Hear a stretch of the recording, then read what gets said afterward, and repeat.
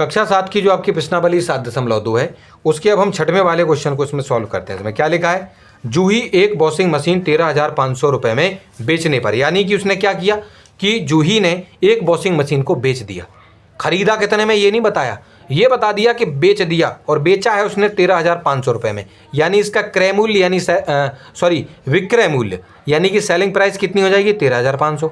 जब उसने बेचा तो 20% की उसको हानि उसमें हुई जब उसने बेचा है, यानी उसने कितने रुपए में बेचा हमें ये नहीं कितने रुपए में खरीदा था ये हमें नहीं मालूम।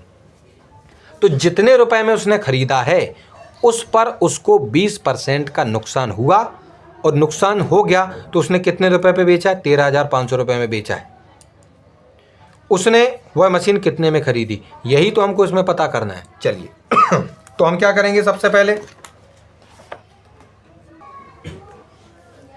तो मशीन का जो विक्रय मूल्य वो हमें पता है 13,500 रुपये, ठीक है।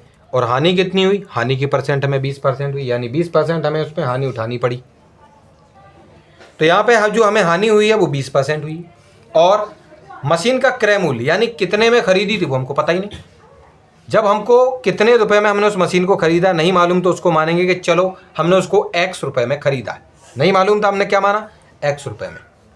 तो जो हानि हमें हुई है उन्हीं रुपयों पे हुई है, यानी हमने X रुपये में किसी चीज़ को खरीदा था और उस X रुपये का 20% हमको लॉस हो गया, यानी घाटा हो गया, यानी हानि हुई है हमको, ठीक है कि नहीं। तो अगर हम उन रुपयों का, जितने रुपयों में हमने उस मशीन को खरीदा था, अगर उसका 20% हम निकाल दें, 20% अगर हम निकाल लेते हैं तो कितने रुपए की हानि हुई है ये हमें पता लग जाएगा।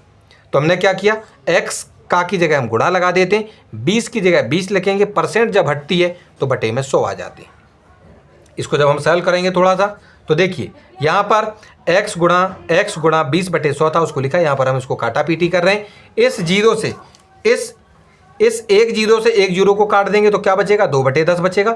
2 से 2 को काटेंगे 1 आएगा, और 2 से 10 को काटेंगे तो 5 आएगा, यानी कितना, x का गुणा 1 में करने पर आपका x बचेगा, और 5 के लिए नीचे कुछ नहीं है तो 5 का 5, यानी हानि हुई है हमें x/5। x/5 रुपये हमें यहाँ पर हानि हुई है। अब क्योंकि रुपये पता नहीं इसलिए हम x लिख कर वहाँ पर चल रहे हैं।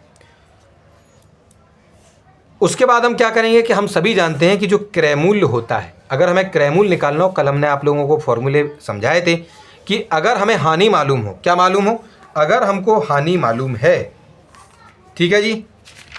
चलिए हम यहाँ पर आपको बताते हैं कि आपका जो हानि है, हानि का जो फॉर्मूला होता है वो आपका होता है क्रय मूल्य माइनस विक्रय मूल्य, क्रय मूल्य माइनस विक्रय मूल्य। और अगर आपको क्रय मूल्य चाहिए तो इसको यहीं रहने दीजिए, और हानि ये जो माइनस का विक्रय मूल्य इधर आएगा तो ये प्लस का विक्रय मूल्य आपका हो जाएगा छात्रों, और आपको क्या मिल जाएगा, एक नया फॉर्मूला, यानी क्रय मूल्य पता करने का। तो आप क्रय मूल्य बराबर हानि प्लस विक्रय मूल्य लिख सकते हैं, यानी क्रय मूल्य बराबर हानि प्लस विक्रय मूल्य आप लिख सकते हैं, ठीक है कि नहीं। चलिए क्रय मूल्य तो हमको पता ही नहीं था कि हमने कितने में खरीदी थी अपनी मशीन, तो उसको हमने क्या माना, X रुपये माना था ना, तो क्रय मूल्य की जगह X लिखा, बराबर की जगह बराबर विक्रय मूल्य कितना था 13,500, उसको लिखेंगे हम, क्योंकि हमें पता था कि 13,500 में हमने उसको बेचा है, प्लस की जगह प्लस हो गया। और हानि अभी अभी हमने निकाली कि कितने रुपए हुई है हमें, x/5, उसकी जगह हमने x/5 को लिखा। x को हम यहीं रखेंगे, और ये जो x/5 है उसका पक्षांतर हम इधर करेंगे तो x के साथ ये माइनस में x/5 आ जाएगा, और यहाँ अकेला बचा रह जाएगा 13,500। इतने को अब हम हल करेंगे तो x के नीचे बच्चों हम 1 लगा देंगे, और 1 और 5 का अगर हम एलसीएम लेते हैं तो 5 आता है, 5 आएगा, ठीक।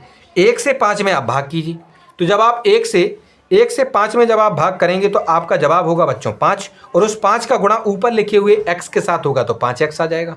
माइनस की जगह माइनस है, बाद में 5 से आप 5 से भाग 5 में कीजिए तो 1 आएगा, जब आप 5 एकम 5, और उस 1 का गुणा x में होगा तो 1x, यानी अकेला हम x लिख देंगे माइनस में।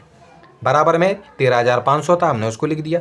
5x और x आपस में क्योंकि ये लाइक हैं, समान हैं, दोनों घट जाएंगे तो बचेगा 4x, और ये जो 5 था जो कि भाग में था इधर चला जाएगा 13,500 के साथ गुणा में, क्योंकि जब इसका पक्षांतर होता है तो भाग वाली चीज़ आपके गुणा में पहुंच जाती है, ठीक है कि नहीं। चलिए इन दोनों को घटाने पे तो 4x आया था, बाद में हम क्या करेंगे, क्योंकि 4 और x आपस में गुणा में माने जाते हैं। किस में माने जाते हैं? गुणा में।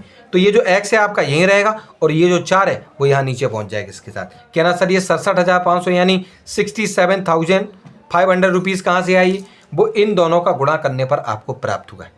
तो इन दोनों का गुणा करने पर तो आ गया आपका 67,500 और ये जो 4 था जो कि गुणा में था x के साथ वो आपका नीचे भाग में पहुँच गया।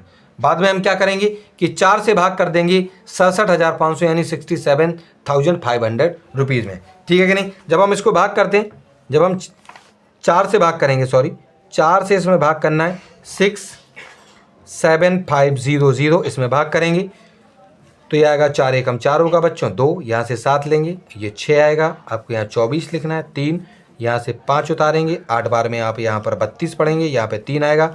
बाद में आप इस 0 को उतारेंगे, 7 बार पढ़ना होगा, 28 आएगा बच्चों। 2 बचेंगे, यहाँ से फिर इस 0 को उतारेंगे तो 5 बार में बच्चों ये आपका कितना आ जाएगा? 16,875 रुपये यहाँ पर देखने को आपको मिलेगा। और वो कितना हो गया छात्रों? आपका x की वैल्यू हो गई। x की वैल्यू आपकी 16,875 रुपये हो गई। यानी x हमने किसको माना था बच्चों? x हमने अपना माना था क्रय मूल्य। क्रय मूल्य हमने x माना था और यहाँ पर x बराबर इतना आ गया। यानी मशीन का जो क्रय मूल्य है वो x बराबर यानी 16,875 यानी 16,875 रुपीज़ आपका जो है यहाँ पर आपको इसको लिख देना है कि मशीन का क्रय मूल्य, ये 2 बार लिख दिया हमने मूल्य, एक बार लिखना है मशीन का क्रय मूल्य बराबर 16,875 यानी 16,875 रुपीज़ आपका आ जाएगा।